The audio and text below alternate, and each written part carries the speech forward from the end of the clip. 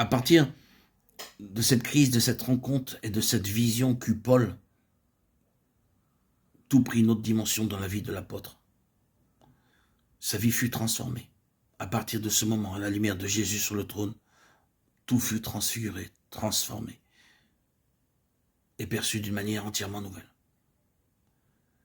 Après cela, Paul retourna pour un peu de temps à Damas et se rendit ensuite au loin, en Arabie. Je pense qu'il y a là, avec sa Bible, il y a toutes les évidences pour dire cela. Là, il y resta beaucoup de temps avec, d'un côté, la Bible et de l'autre, Jésus sur le trône qui lui parlait. C'est la manière de connaître votre Bible, c'est la clé. Jésus sur le trône et la Bible.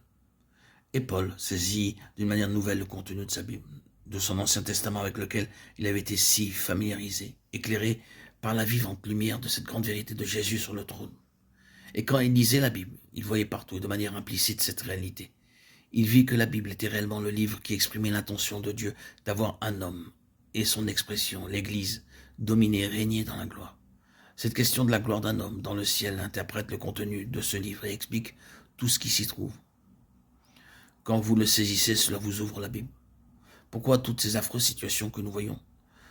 Ce que nous voyons ici-bas est contraire à ce que Dieu avait prévu et cela le met en évidence. En considérant le monde et en voyant les situations préoccupantes des nations autour de nous, dans notre propre pays, les terribles conditions de souffrance, de la misère et du mal, nous pouvons nous demander comment, comme l'incrédule ou le railleur, pourquoi est-ce que Dieu le permet? La réponse est la suivante. Dieu permet que ce qui est contraire à ce qu'il veut puisse s'étaler devant les hommes, prouvant ainsi que c'est antinomique, qu'il n'a jamais voulu qu'il en soit ainsi. Quand une chose va mal, Dieu ne l'esquive pas, il ne l'atténue pas, il ne la met pas de côté, comme si elle n'avait pas d'importance. Il la laisse se dévoiler en exposant ses tragiques méfaits. Le monde fait entendre la plainte de son propre drame, la tragédie d'avoir manqué le dessein de Dieu. Appliquez cela au monde et vous aurez un argument percutant pour apporter l'évangile. La Bible devint vivante pour Paul et il est incroyable de voir comment à partir de ce moment il apporta cette vision de la Bible partout où il allait. La chose qu'il prêchait c'était Jésus est Seigneur, Jésus-Christ est Seigneur. Son thème était le Seigneur exalté, le Christ glorifié.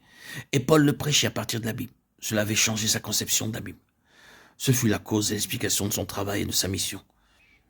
Quelle fut la grande chose à laquelle il se consacra? Qu'est-ce qui fit de lui un apôtre? Sa mission et son travail étaient soumis au test de la gloire absolue du Seigneur Jésus. Pour que Jésus puisse recouvrer sa juste place dans ce monde et dans le cœur des hommes. Ce fut l'unique motif, le seul objet, la chose prépondérante dans toute son œuvre et dans sa mission. Ce ne fut ni ceci ni cela, mais la passion exclusive et centrale, que Jésus soit Seigneur dans les vies.